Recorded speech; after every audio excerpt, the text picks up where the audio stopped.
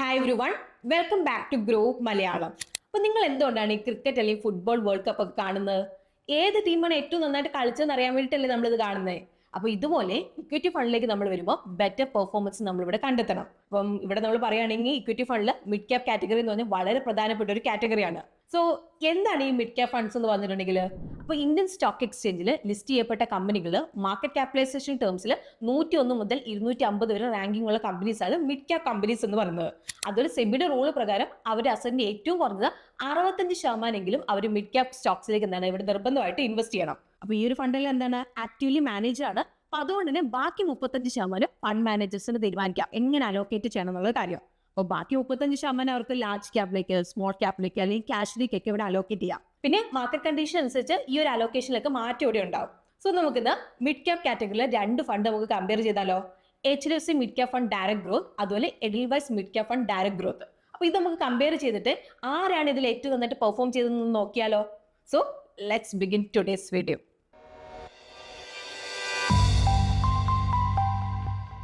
ആദ്യം നമുക്ക് ഈ ഒരു ഫണ്ടിനെ കുറിച്ചുള്ള ബേസിക് ഇൻഫോർമേഷൻ നമുക്ക് നോക്കാം. അപ്പോൾ HDFC mid cap fund 25 June 2007 HDFC mid cap opportunity fund എന്ന പേരിലാണ് ലോഞ്ച് ചെയ്തത്. ഇവിടെ ഡയറക്ട് പ്ലാൻ ലോഞ്ച് ചെയ്ത് 1 ജാനുവരി 2013. ഇനി എഡൽവൈസ് മിഡ് ക്യാപ് ഫണ്ടിനെ പറ്റി നമ്മൾ പറയുകയാണെങ്കിൽ ഈ ഒരു ഫണ്ട് ലോഞ്ച് ചെയ്ത് 26 ഡിസംബർ 2007.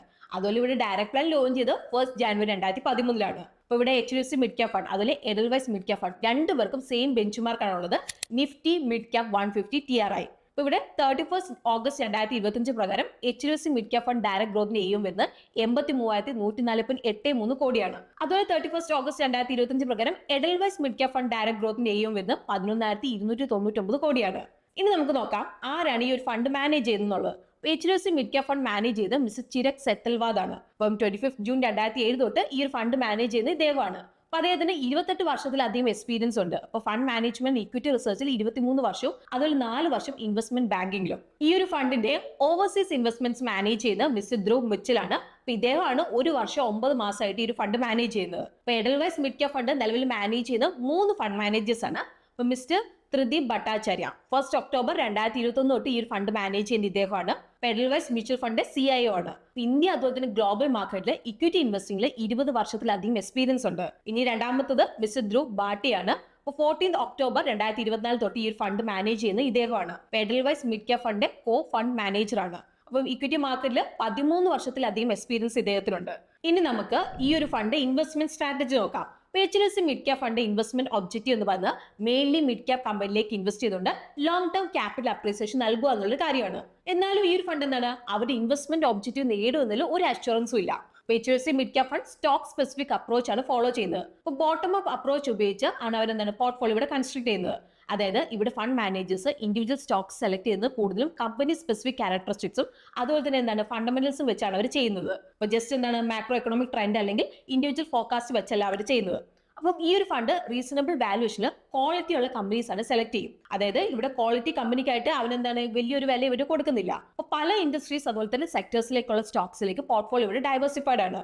ഇനി നമ്മൾ വാല്യൂഷനെ പറ്റി നമ്മൾ സംസാരിക്കുമ്പോൾ HDFC mid cap fund average PE ratio വരുന്നത് 26.32 ആണ്. അപ്പൊ ഇത് കാറ്റഗറി ആവറേജ് ചെയ്യാൻ 35.52 താഴെയാണ്. അപ്പോൾ ഈ ഒരു ഫണ്ട് ഐഡന്റിഫൈ ചെയ്ത് നല്ല സോളിഡ് ഫണ്ടമെന്റൽ സസ്റ്റൈനബിൾ ബിസിനസ് അതുപോലെ റീസണബിൾ ഗ്രോത്ത് പ്രോസ്പെക്ടസ് ഉള്ള കമ്പനീസ് ആണ്. HDFC മിഡ് ക്യാപ് ഫണ്ട് ഏകദേശം 85,000 കോടിയുടെ AUM ആണ് ഉള്ളത്. അപ്പൊ മിഡ് ക്യാപ് ഫണ്ടിലെ ഏറ്റവും വലിയ ഫണ്ടാണിത്. അതുപോലെ ഇക്വിറ്റി ഫണ്ട് കാറ്റഗറിയിലെ ഏറ്റവും വലിയ ഫണ്ടിൽ ഒന്നാണിത്. എന്നാൽ ഇവിടെ ഈ ഒരു ഫണ്ട് മാനേജേഴ്സ് ആയ മിസ്റ്റർ ചിരക് സെത്തൽവാദ് ലൈവ് മിന്റിന്റെ ഇന്റർവ്യൂവിൽ പറഞ്ഞിട്ടുള്ള ഒരു കാര്യം ഇതാണ്, ഫണ്ടിന് വലിയ സൈസ് ഒരു ഇഷ്യൂ അല്ല എന്നുള്ളൊരു കാര്യം പറഞ്ഞിട്ടുണ്ട്. അപ്പൊ ഇതിന് കാരണം എന്താണെന്ന് വെച്ചിട്ടുണ്ടെങ്കിൽ HDFC mid cap fund size mid cap കാറ്റഗറിനെ നമ്മൾ വെച്ച് നോക്കുമ്പോൾ വളരെ ചെറുതായിട്ട് മാത്രമേ മാറിയിട്ടുള്ളൂ. ഇപ്പൊ 2020 0.98% നിന്ന് നമ്മളിപ്പോൾ നോക്കുകയാണെങ്കിൽ 1.02%. ഇപ്പൊ വാല്യൂ റിസർച്ച് പ്രകാരം HDFC mid cap fund portfolio കമ്പനികളുടെ വെയിറ്റഡ് ആവറേജ് മാർക്കറ്റ് ക്യാപ്പ് 49,000 കോടിയാണ്. അതേസമയത്ത് കാറ്റഗറി ആവറേജ് 61,000 കോടിയാണ്. അപ്പൊ അതുകൊണ്ട് തന്നെ ഫണ്ടിന്റെ സൈസ് ഒരു കൺസേൺ അല്ല ഇവിടെ. അപ്പൊ ഫണ്ട് അവർ എന്താണ് ബെഞ്ച് മാർക്കിന്റെ ഒപ്പം വളരെ ചെറിയൊരു പോർട്ട്ഫോളിയോ ഓവർലാപ്പ് മാത്രമേ ഇവിടെ മെയിൻറ്റെയിൻ ചെയ്യുന്നത്. അപ്പം ഇത് ആൽഫ ജനറേറ്റ് ചെയ്യാൻ വേണ്ടിയിട്ട് ഇവിടെ എന്താണ് സഹായിക്കുന്നുണ്ട്, അല്ലെങ്കിൽ ബെഞ്ച് മാർക്ക് ബീറ്റ് ചെയ്യാൻ വേണ്ടിയിട്ട് ഇത് സഹായിക്കുന്നുണ്ട്. ഇനി നമുക്ക് Edelweiss mid cap fund investment strategy നമുക്ക് നോക്കാം. അപ്പൊ ഈ ഒരു ഫണ്ട് ഫെയർ ഇൻവെസ്റ്റ്മെന്റ് ഫ്രെയിംവർക്ക് ആണ് ഫോളോ ചെയ്യുന്നത്. അതായത് ഇവിടെ F സ്റ്റാൻഡ്സ് ഫോർ ഫോറൻസിക്സ്, അതായത് അക്കൗണ്ടിംഗ് ക്വാളിറ്റി, ബോർഡ് ഗവർണൻസ്, അതുപോലെ ഓണർഷിപ്പ് ബാക്ക്ഗ്രൗണ്ട് ചെക്ക് ചെയ്യുക. ഇനി ഇവിടെ A stands for acceptable price എന്നാണ്. റീസണബിൾ വാല്യൂഷൻ ഉള്ള സ്റ്റോക്ക് സെലക്ട് ചെയ്യുക എന്നുള്ളതാണ്. ഇനി I stands for investment style agnostic ആണ്.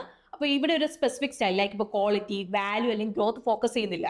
ഇനി R സ്റ്റാൻഡ്സ് ഫോർ റോബസ്റ്റ്നെസ് ആണ്, അതായത് വെൽ മാനേജ്ഡ് ബിസിനസ് ഐഡന്റിഫൈ ചെയ്യുക.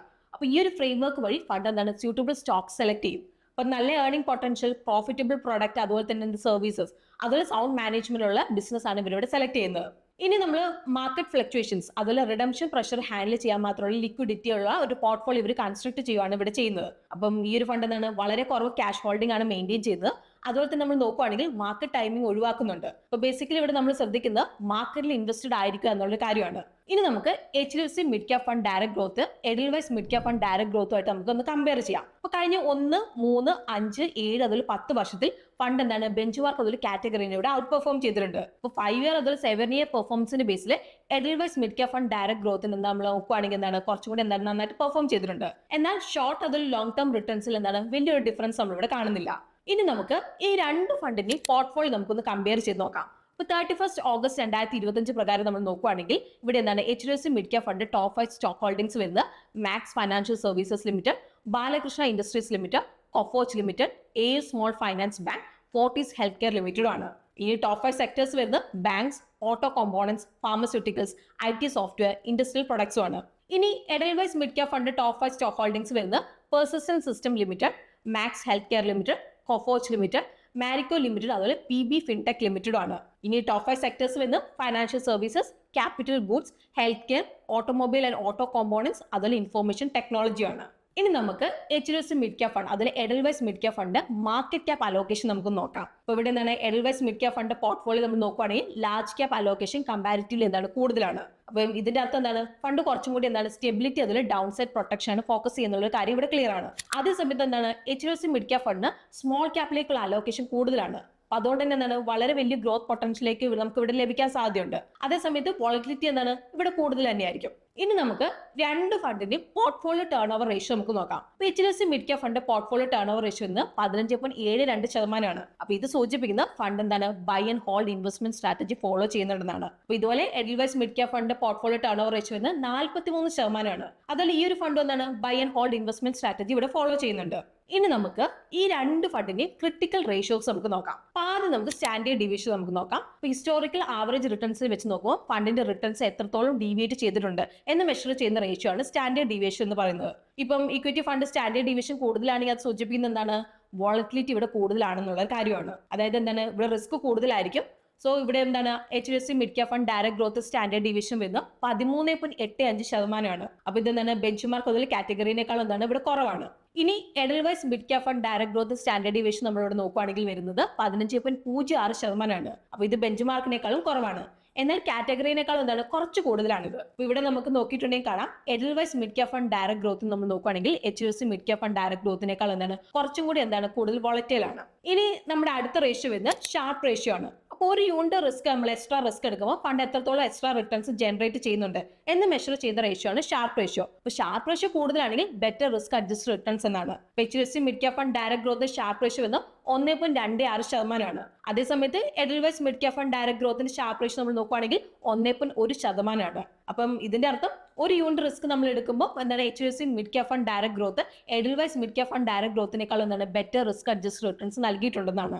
അതുപോലെ HDFC mid cap fund direct growth ആ ഒരു കാറ്റഗറിയിലെ ഹൈയസ്റ്റ് ഷാർപ്പ് റേഷ്യോ ആണ് അവർക്കുള്ളത്. അപ്പം ഇത് സൂചിപ്പിക്കുന്നത് ഈ ഒരു കാറ്റഗറിയിലെ ബെസ്റ്റ് റിസ്ക് അഡ്ജസ്റ്റ് റിട്ടേൺസ് നൽകിയിട്ടുണ്ട് ഈ ഒരു ഫണ്ട് എന്നുള്ള ഒരു കാര്യമാണ്. ഇനി അടുത്ത റേഷ്യോ നമ്മുടെ വരുന്നത് ബീറ്റ ആണ്. ഇപ്പൊ ബെഞ്ച് മാർക്ക് ഇൻഡെക്സ് വെച്ച് നോക്കുമ്പോൾ ഫണ്ടിന്റെ വോളറ്റിലിറ്റി മെഷർ ചെയ്യുന്ന റേഷ്യോ ആണ് ബീറ്റ.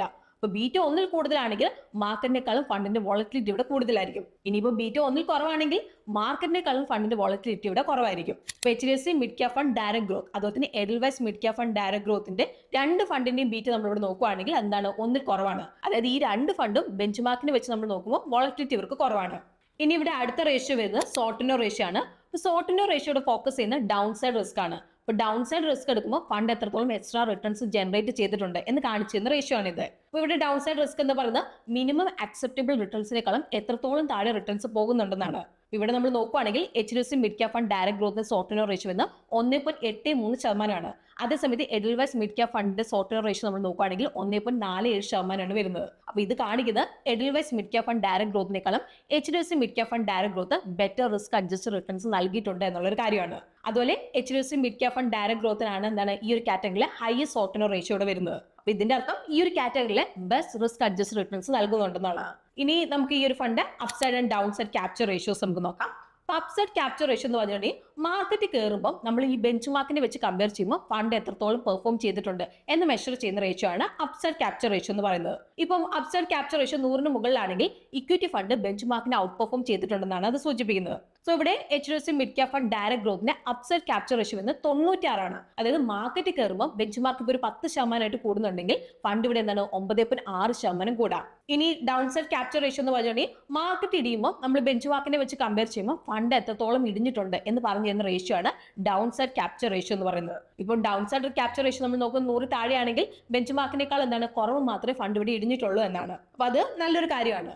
സോ ഇവിടെ നമ്മൾ നോക്കുകയാണെങ്കിൽ HDFC mid cap fund direct ഗ്രോത്തിന്റെ downside capture ratio 85.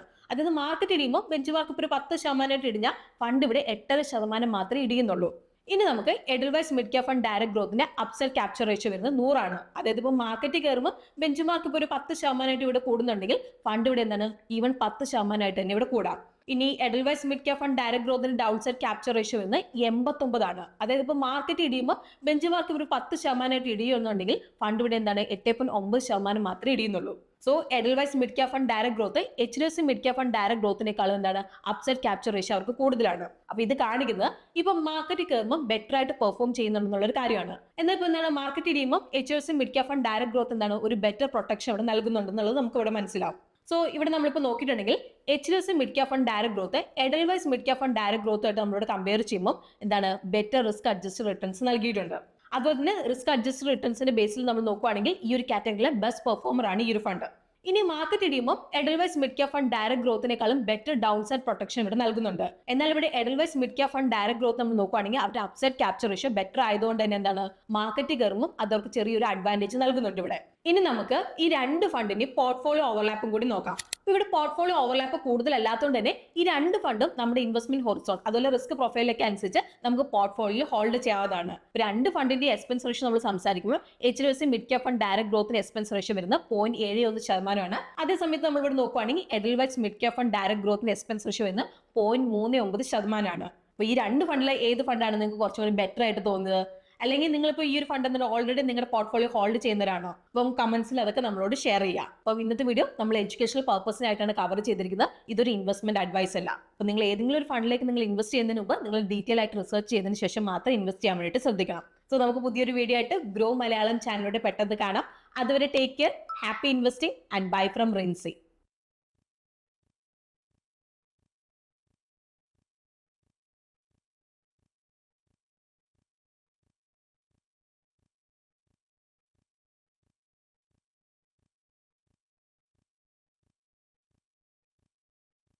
Investment in securities market are subject to market risks. Read all the related documents carefully before investing. Please read the risk disclosure documents carefully before investing in equity shares, derivatives, mutual fund, and or other instruments traded on the stock exchanges.